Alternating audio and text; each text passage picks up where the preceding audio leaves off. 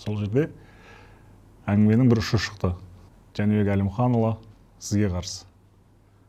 Жекпе-жек. Әуесқойдан дегенде біз Жәнібек екеуміз кішкентай кезімізден бірге өстік.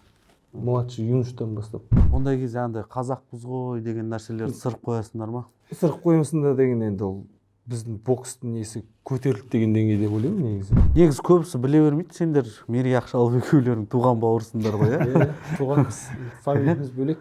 Отчествомыз бар ғой. Жәнібекте негізі көп жекпе-жек өткізіп тастағансыз. Жәнібекке қарағанда. Кәсіпқой бокста. Бірақ Жәнібекте екі белбеу бар. Мысалға ол қандай жолмен барды, сіз қандай жолмен келдіңіз? Үлкендеу ма? Үлкендеу. Мен де қазір кішкентай емеспін.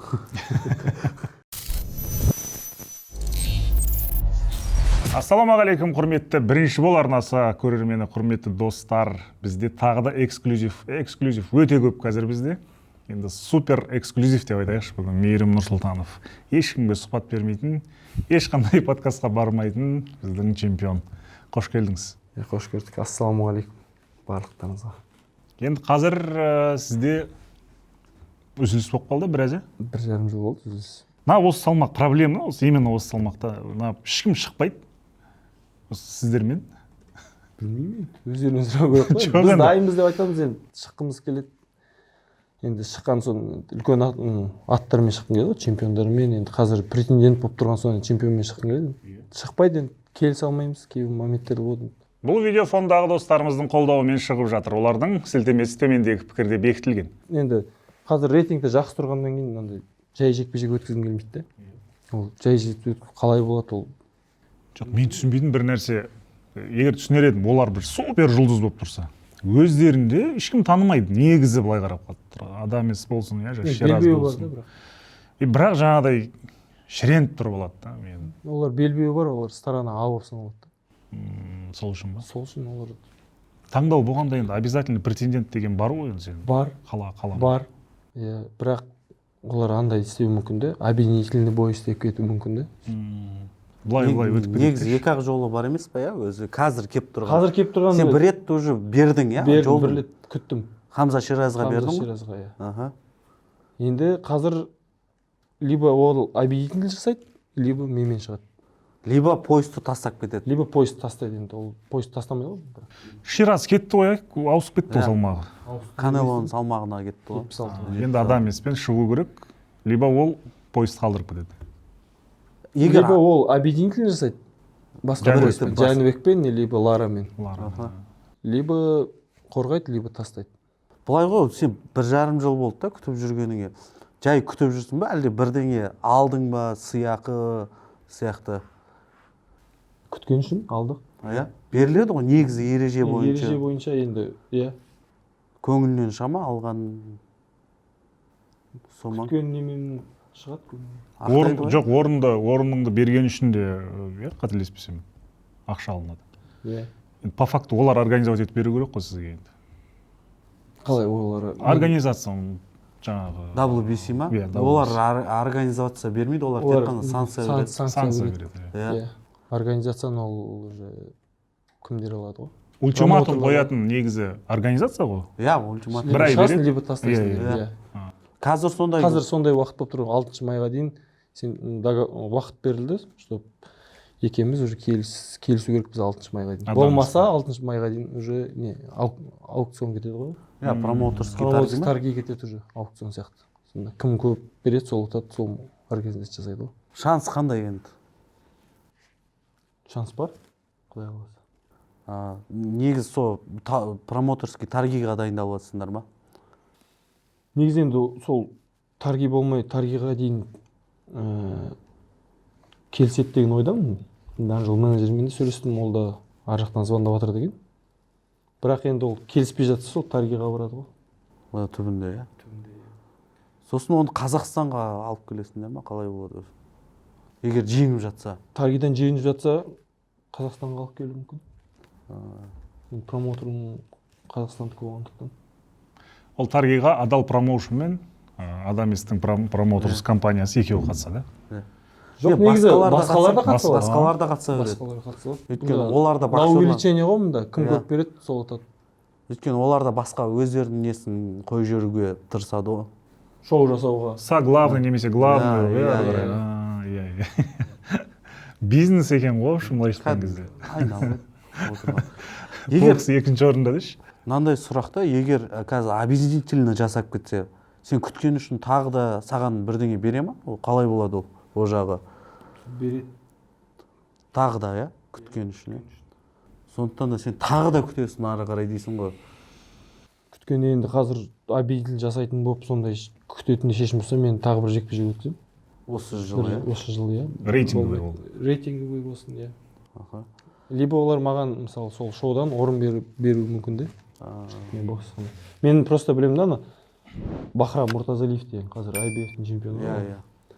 Біз 2019-да ғой Канело мен Ковалев бокстасқан кезде, сол кезде ол IBF-тің обязательный претендентіне төбелескен. 2019-да.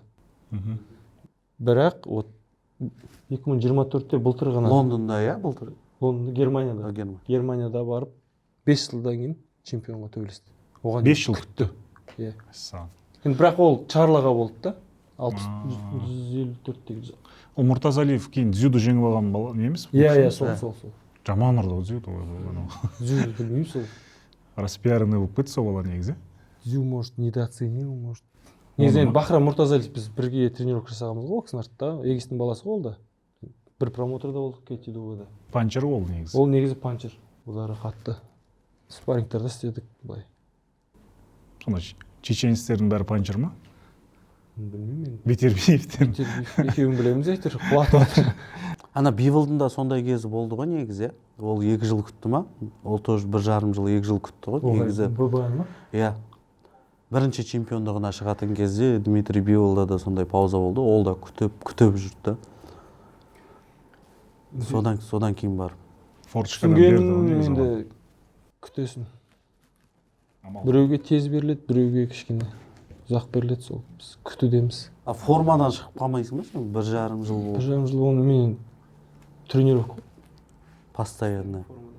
Спаррингтер өткізіп тұрасың. Спаррингтар енді күнде өткіземін деп айта алмаймын. Бірақ уақыттар болады. 1 ай мысалы чисто спаррингпен тренировка істеп. Ақтауға барамын, ағай. Тренерім бар ғой, Марат Жакиевпен барып. Сборларға барып, бұрында бастапқы уақытта сборныймен барып, солармен спарринг істеп сөйтіп жүрдім. Қазірде мысалы Англияға бардың, иә? Англияға бардым. 3 ай жүрдің ол жақта. 3 ай ма? 1 ай. 1 ай жүрдім. 1 ай таза спарринг болды келгеннен. 1 ай ровно спарринг істедім. Одан кейін Дубайға бардым. Дубайда да спарринг істедім. Енді анда жақсы бокс залдар бар. Көбінесе спарринг істеген кезде енді анда өзіміздің СНГ жігіттер болды. Дубайда ма ол? Иә, Дубайда. Англияда қандай? Англияда ана Дибуа бар ғой. Соның залы ғой деймін мен. Сол дайындалған залда істедім. Енді өздерін көрмедім олардың. Былай балалар келді. 76-ның балалары көбінесе. 76-та боксатын балалар. Үлкендеу ма? Үлкендеу. Мен де қазір кішкентай емес. Комфортно болды. Жақсы спаррингтер өткіздік. Бірақ амал жоқ, күтесің бәрібір. Күтесің енді. Мына жақта жанкүйерлер Енді ол шулап жатқанымен екінші жағы бар. Күтесің де енді ол басқа жаққа кетіп қала алмайсың ғой. Сен келіп тұрсың міне.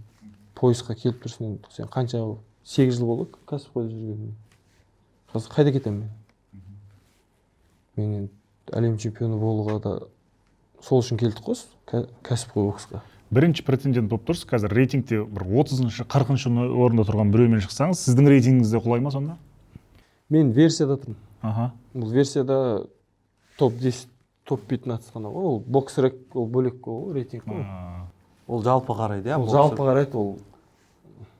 Ана WBC-де Ал негізі сені боксректен алып претендент қылмайды ғой. Сені ол каждый версияның өзінің рейтингі болады. Соннан. Иә. Әр поездың өзінің рейтингі. Әр поездың, иә, мен қазір ВБО-да да болдым ғой, 2-ші болдым. Сосын мені WBC-ға жіберді. WBC негізі ең егде ғой.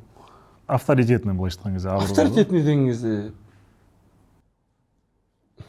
WBC-ді бәрі авторитетінде болды, енді ол да WBO, IBO-ны мысалға IBO енді ол кірмейді төрттікке.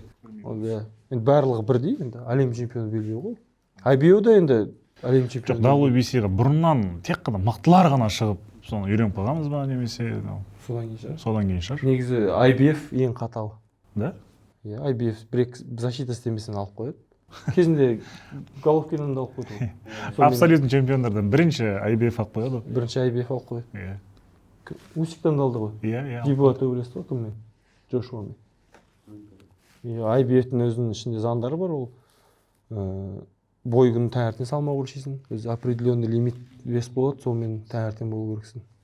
Негізі осыған қалай қарайсыз? Бой күні өлшеу керек па салмақты, немесе бір тәулік бұрын ба? Бір тәулік бұрын ғой. Жоқ, олар бір тәулік бұрын өлшейді. Сосын бой күні таңертең тағы да өлшейді. Сен лимит көп салмақ жинамау керексің өзің.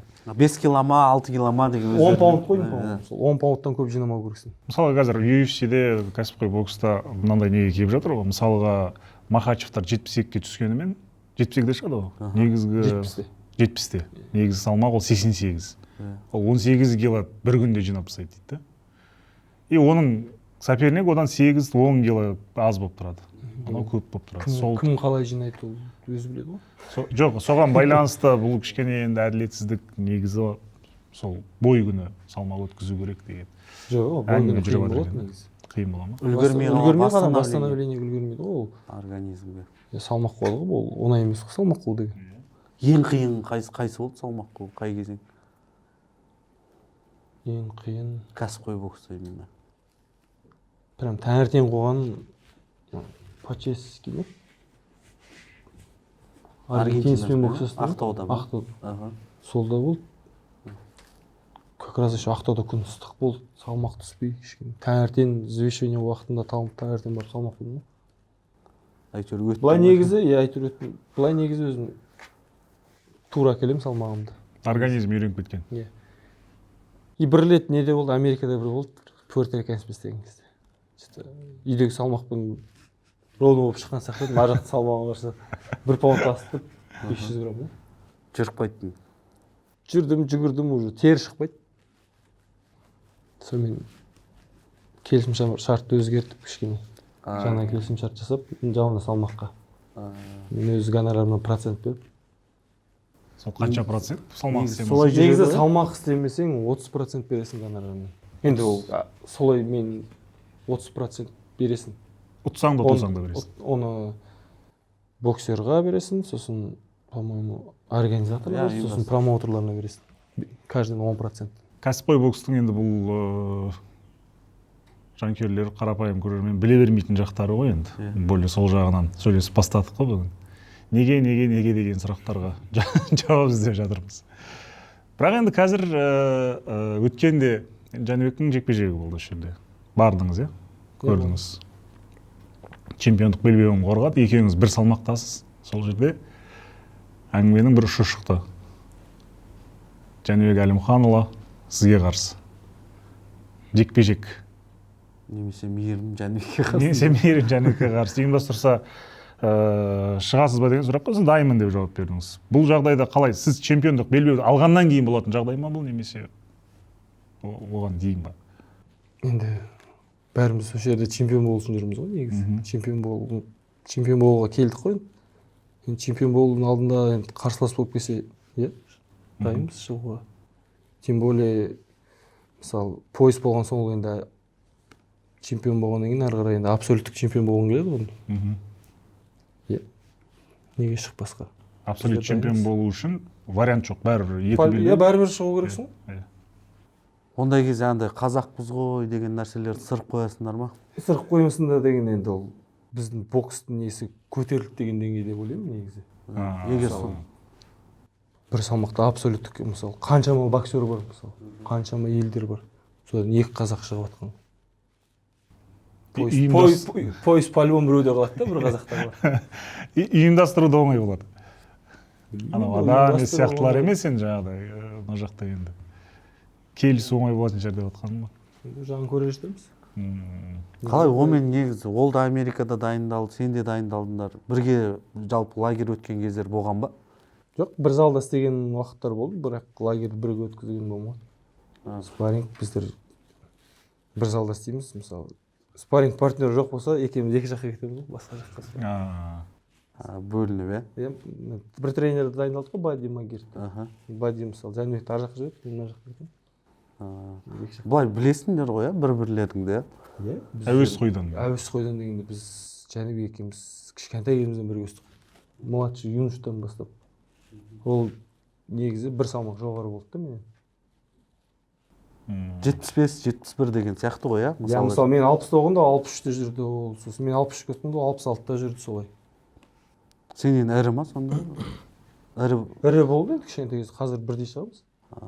Былай әуесқой бокста не кездескен кездерің болды ма? Ресми Жарыста қай жыл?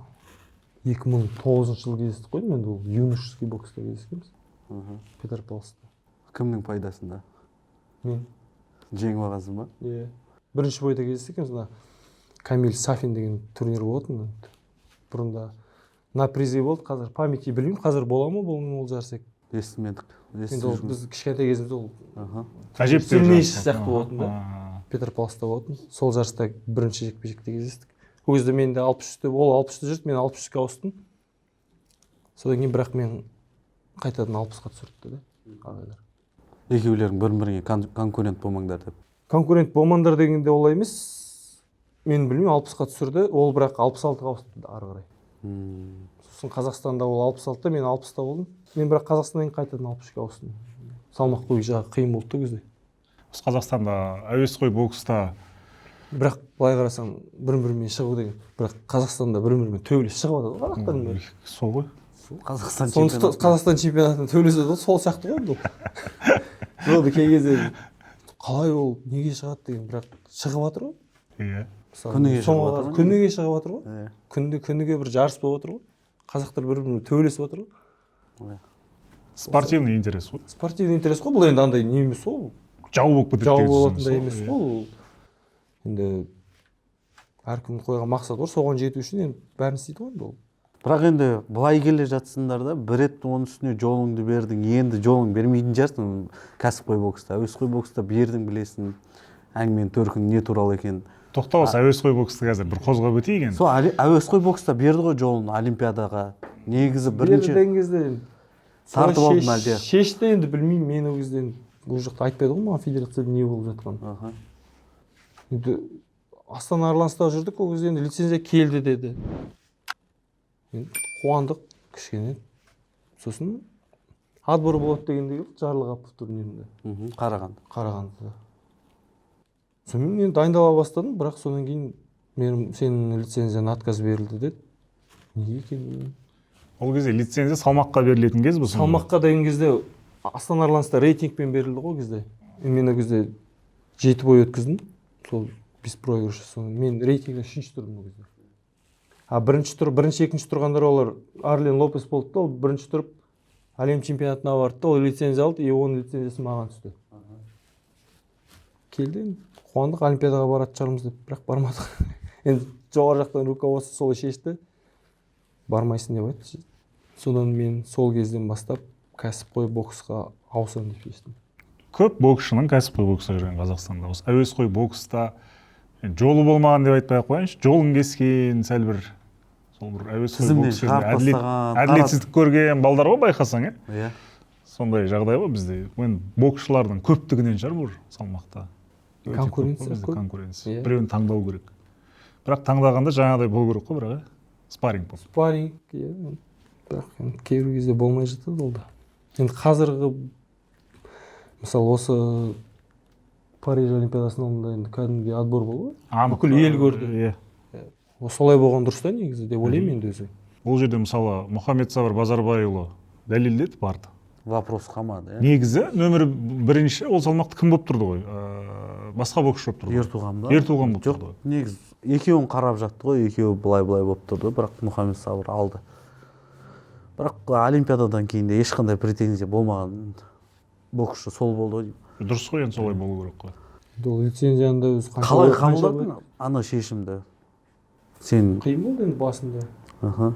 Спарринг қоймады деп енді ойлайсың ғой енді өзі. Келесі Олимпиадаға дейін күтуге желание болмады дейсің ғой? Желание болмады, ашық айтамын. 4 жыл. 4 жыл. любительде жүр. көңілің қалды ма әуесқой бокстан сол кезде? Сол кезде көңілім қалды, иә.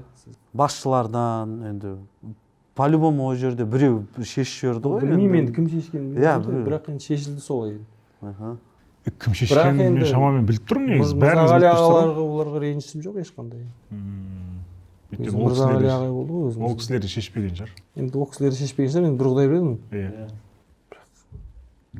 Может, мен дайын емес деп ойладым ма, енді Жәнібек өзі әлем чемпионы болды. Аха. Бірақ енді ол олимпиада ол басқа нәрсе ғой. Арман ғой. Арман ғой ол, негізі. Любой спортсмен любительден бастаған кезде бәрі олимпиадаға барғысы келеді ғой. Жай жүріп қайтамын деп келмейді ғой. Енді бастаған соң, енді кірген соң. Көбісі балалар олимпиадан көргеннен кейін бастайды ғой боксты.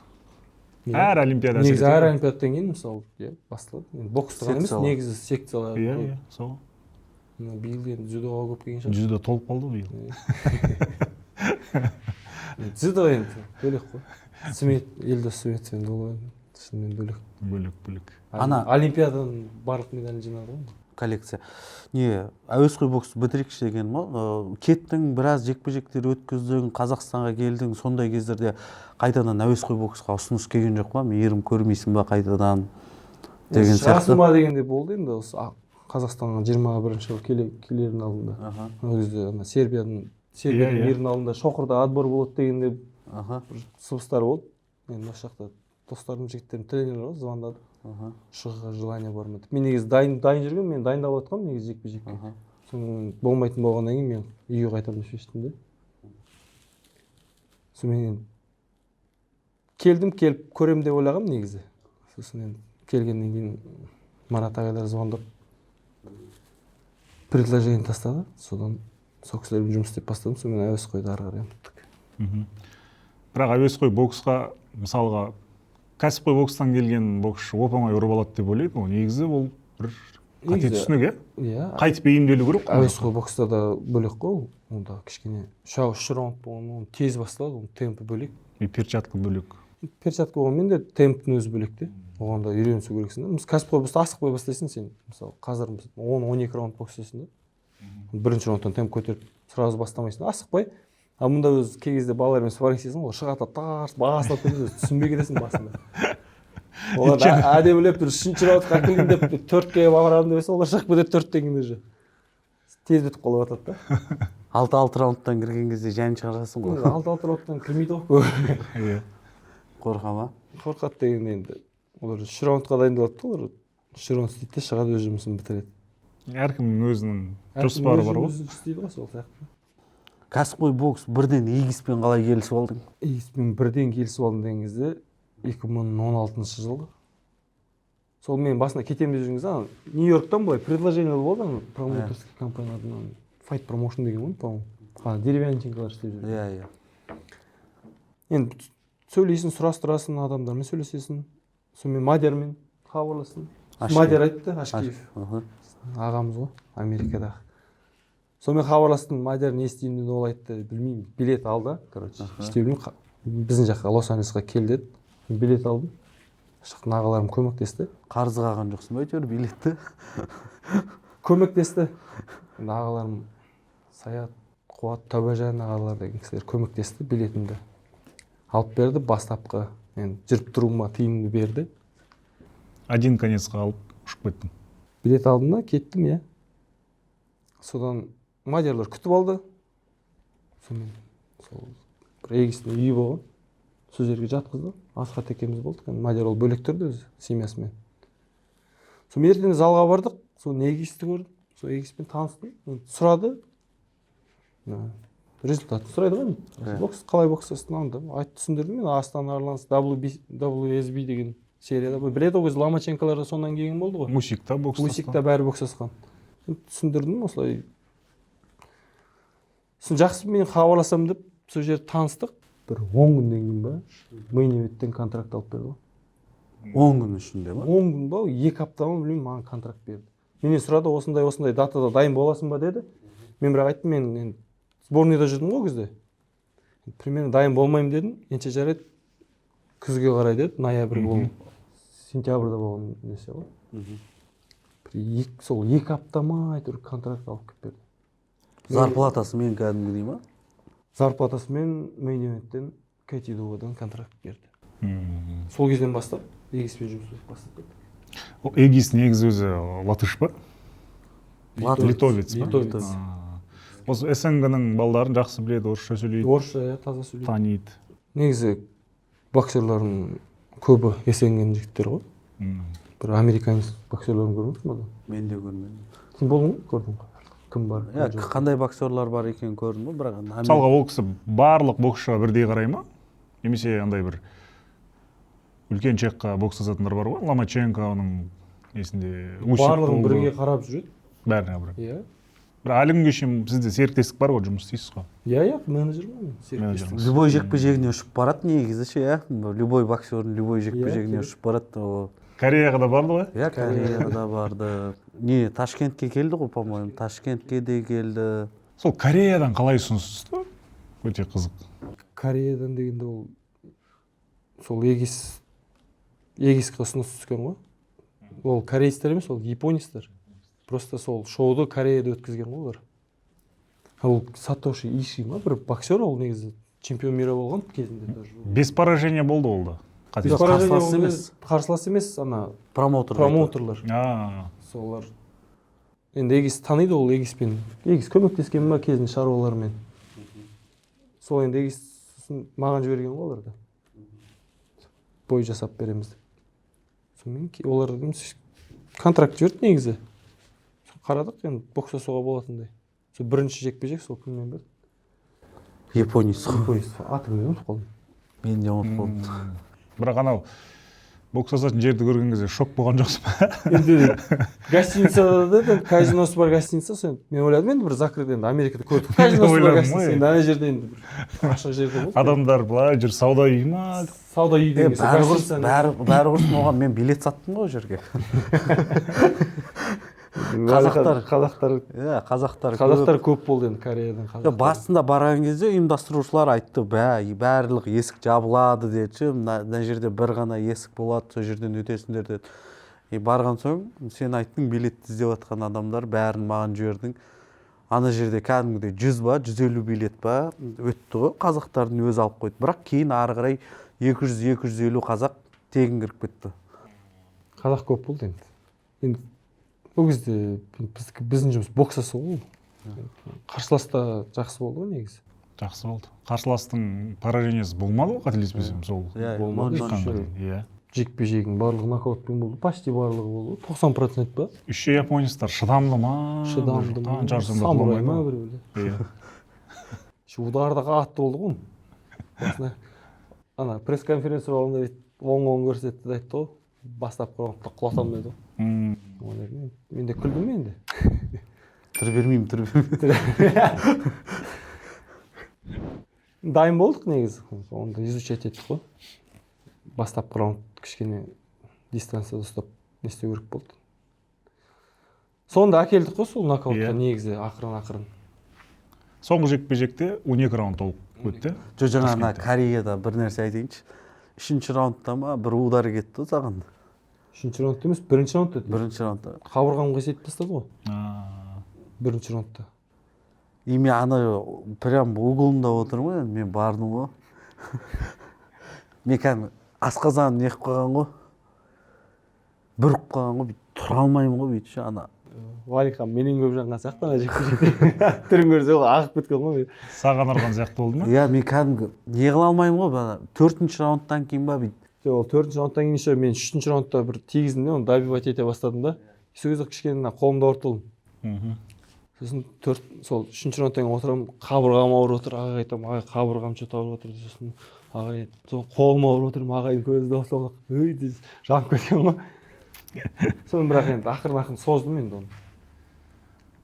Одан кейін сол кезде оны құламайтынын білдім мен. Сол 3-ші, 4-ші раундтарда ол ақырын кішкене созу керек болды сол кезде оны. Кішкене тигізіп, басынан шаршатып. 8-ші раундта келді ғой. Бекер емес, ол да жеңілмей келген бала енді мықты деген сөз ғой енді. Одан кейін Ташкентте 12 раунд бұл целенаправлен 12 раундқа жұмыс істеу керек болды ма? Бір физиканы тексеріп алу үшін. негізі жоқ. Бәрі бізде нокаут күте береді ғой енді ол. Енді ол бокс қой, ол бола ол бермейді. мысалы ол да сені құлатуға шығады ғой. Біз ғана құлата бермейміз ғой мысалы. Ол да құлатуға шығады, ол да енді алға қойған мақсаты бар ғой онда. Жоту. Сондықтан білмеймін, нокаут өзім құлатамын деп шықпаймын. Ол келеді өз момент. Нарабатывать етесің өздері. Ашып қарайсың ғой барлығы. Бір момент удар келеді өзі. Құлайды. Соны күту керек. Күту керек. Кей кезде ол 12 раундта да келмей қалады, енді бірақ өз жұмысын істейсің де сен. 12 раунд созылды деген кезде ол негізі басқа соперникпен шығу керек болды мен негізінде.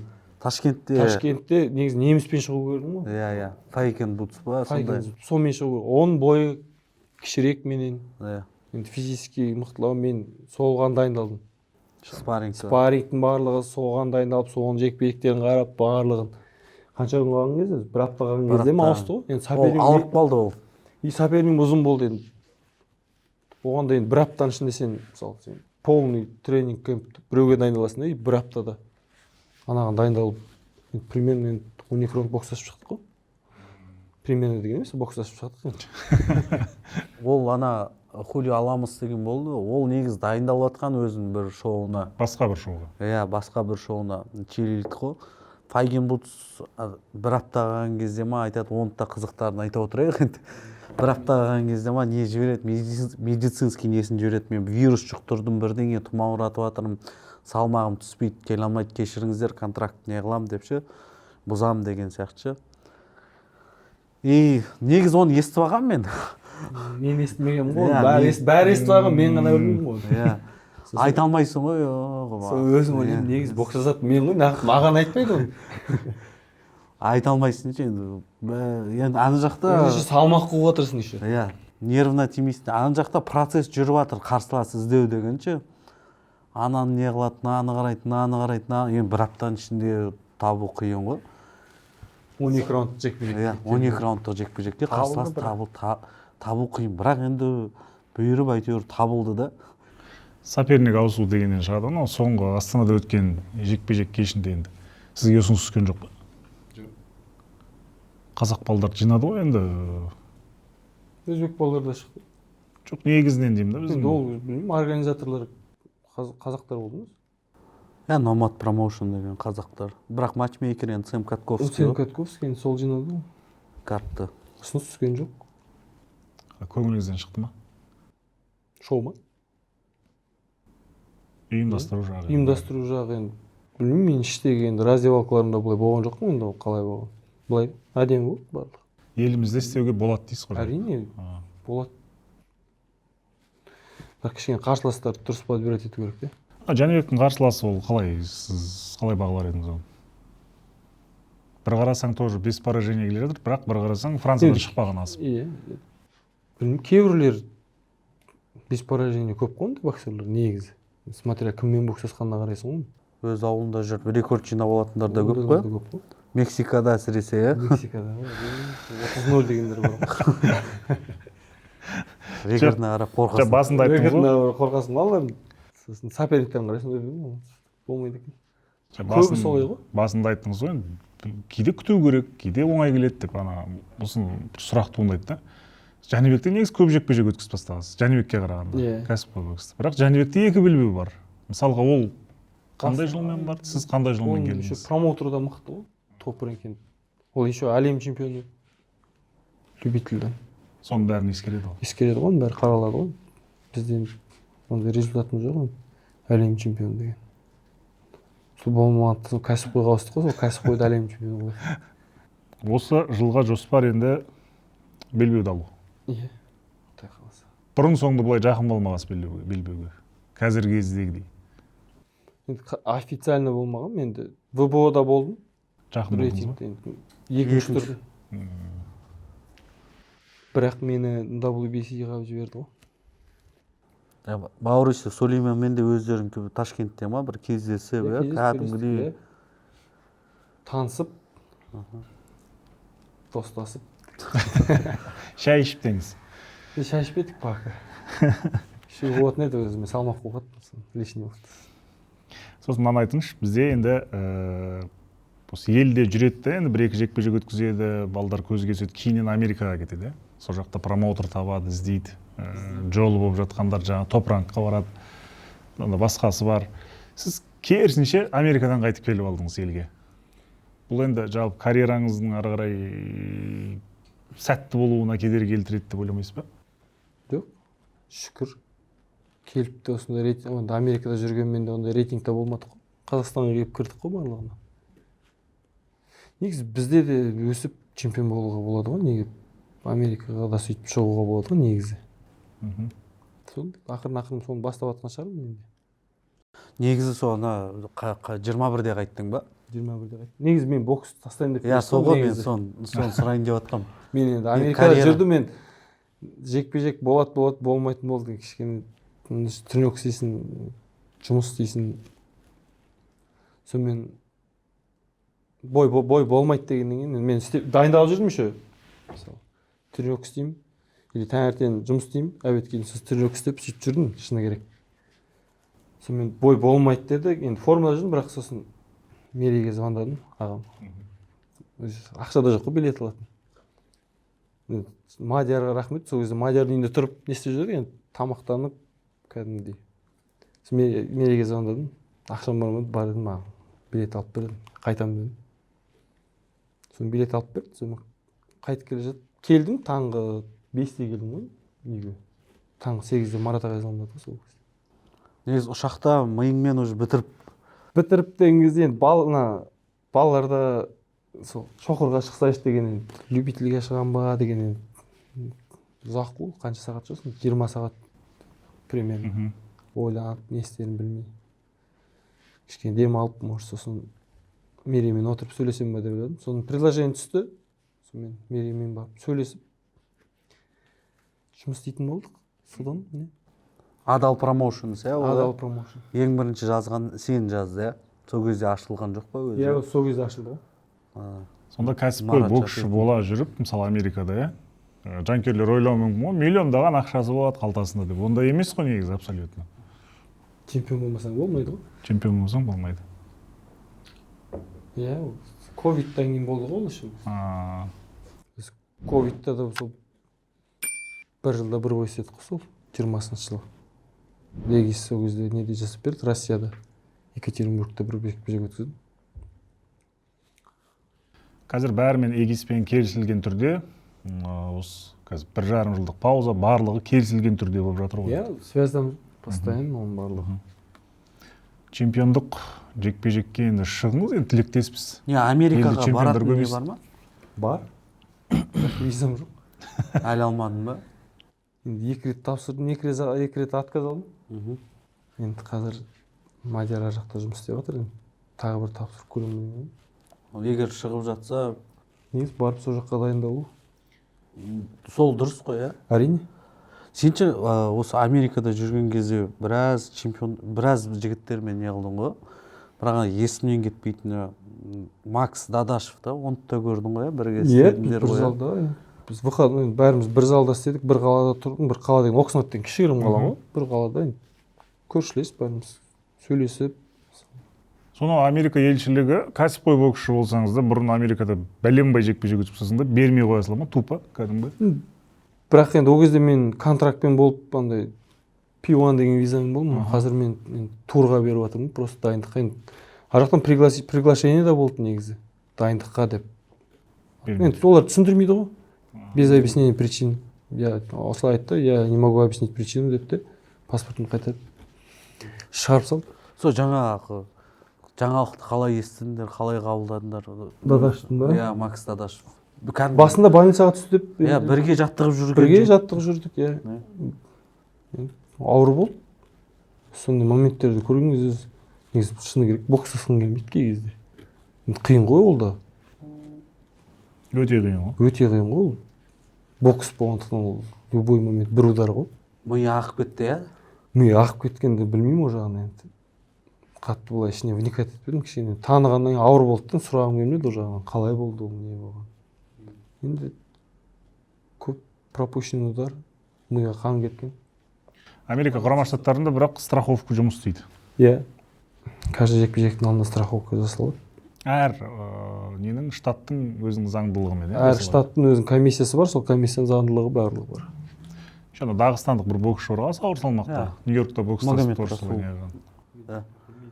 Меджидов емес. Ол әжептәуір ақша өндіріп алды негізі. Ол өндіріп алды, енді оның күнде дұрыс істемеген ғой негізі. Трепанация істеп тастаған болған, істемеуге болатын сондай жағдай болған ғой. Мен сондықтан соттасып қанша көптеген ақша жасады. Не істеді сотпен отто.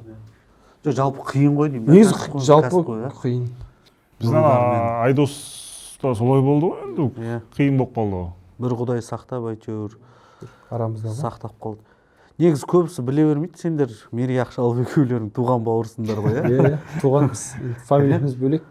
Отчествомыз бар ғой, Төлегенұлымыз. Енді Мейірім Төлегенұлы деп жүрмейді ғой саған. Мерей Төлегенұлы деп айтады ғой.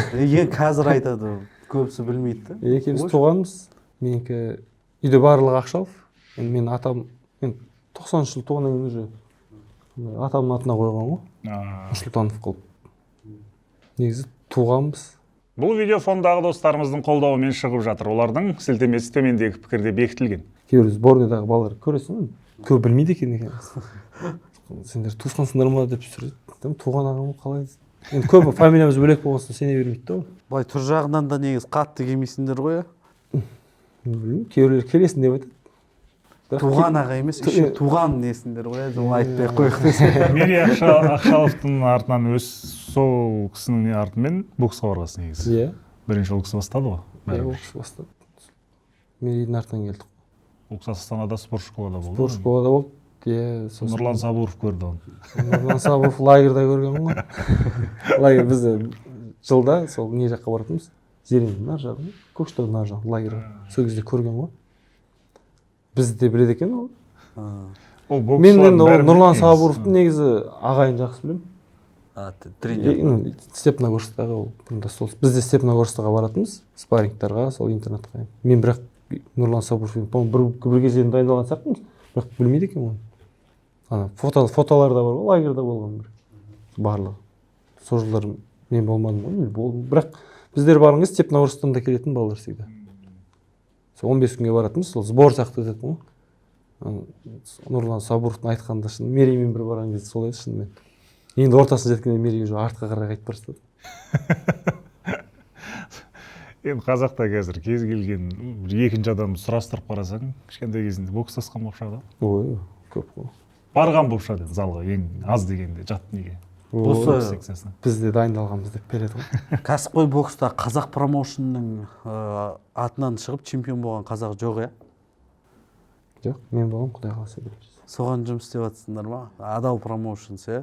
Әлі де сол. Шынымен қазақ әлем чемпионы болған жоқ қой? Жоқ. Жоқ ондай. Тарги болатын болса, мысалға шамамен қанша ақша ол ұйымдастыру үшін тарги сатып алуға кетеді? Мен ол жағын білмеймін мен. Примерно айтшы қанша? $1 миллион, $2 миллион. Айта алмаймын. Одан жоғары ау. Мен енді мен жұмыс емес қой. Жоқ, қалай бола жатыр енді? Адалдағылар қазір кірісіп істеп жатыр ма? Не план оларда? Кірісіп істеп жатыр енді. Ол қаншаға баратынын мен білмеймін. Сенің мақсатың тек қана? Мен жұмысым бокстасу. Мақсатым сол бокстасып чемпион болу. Марат Жақиевпен жұмыс істеген қалай енді? Ол кісі білеміз, әуесқой бокста көп жыл жұмыс істеді. Әділбектің, Беріктің бапкері кәсіпқой боксқа үйреніп алды ма? Қазір иә, үйренді. Қазір де Ақтаудан да шығып жатыр ғой, жас балдар, кәсіпқойлар. Ол кісі 70-80 келідегілер жақсы дайындайды негізі. Жеңіл салмақ емес. Просто Маңғыстаудан көп 81-де чемпиондар шыққан ғой, содан кейін жеңіл салмақтарда сол кісі шығарды ғой. Сол кісі шығарды, иә. Әділбек Ниязымбетов, Бекзат шықты. Ердос Жанаберген, Берік Абдрахманов енді 60 килограмм. Ерік Әлжанов бар. 7 дүркін Қазақстан чемпионатының күміс жүлдегер. 7 рет екінші алған Ерік. Молодец.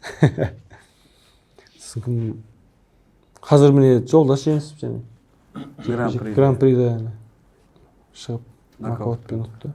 Жалпы қалай ол промоушн жұмысы көңілің тола ма? Толады енді. Жақсы. Енді ақырын айкеле жатыр ғой. Енді олар да үлкен промоушн емес қой. Ішінде адал промоушн боксшылар да көп емес қой.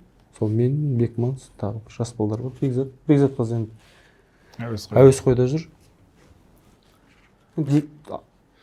Ол кісілер енді ақырын өсіп келе жүр ғой. Енді ол кісілерде де қазір нақты мақсат бар шығар, чемпион қылу, чемпион шығару, тарихта қалу. Чемпион болғаннан кейін, одан кейін енді сіз сөйлей бастайсыз ғой, сіз таңдай бастайсыз ғой. Өзі кішкене оңайырақ болады да. Ол кезде адалға да оңай болады. Старана А боласың. Қазір енді Адамспен Б тарапы. Әрине. Немісің ғой? Претендент болып барасың.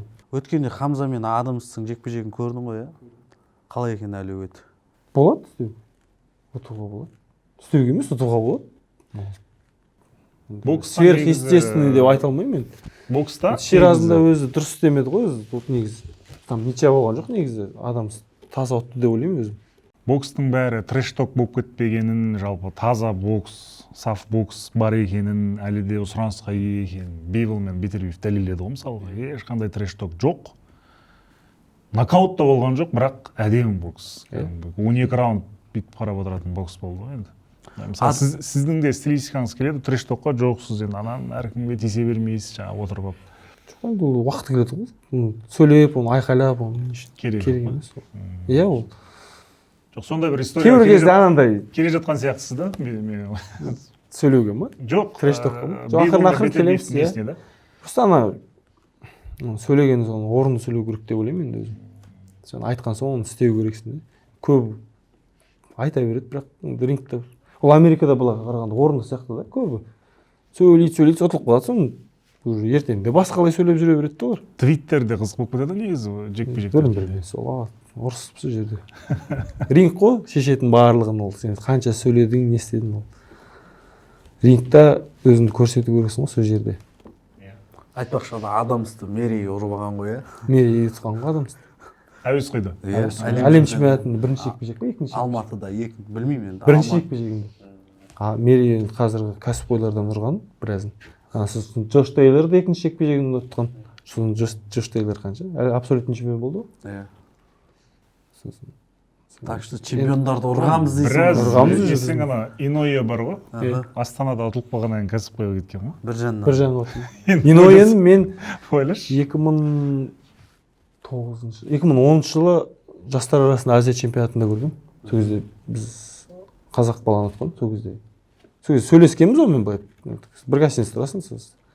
Мен интернатта бірге оқыған класстасым бар, Өмірзақ деген. Сол екеуі бірінші жекпе-жек кездесті. Иной өтіп кетті, ол үшінші орын алдым, сондай болды. Одан кейін олар сразу уже лицензионныйға келді. Астанада. Иә, біздер ол кезде помощникам шықпағанбызда ғой Қазақстанға. Олар уже лицензионныйға келді ғой Астанаға. Сол кәсіпқой бокс, әуесқой бокста чемпион боламағандар бұл өздеріңіз енді.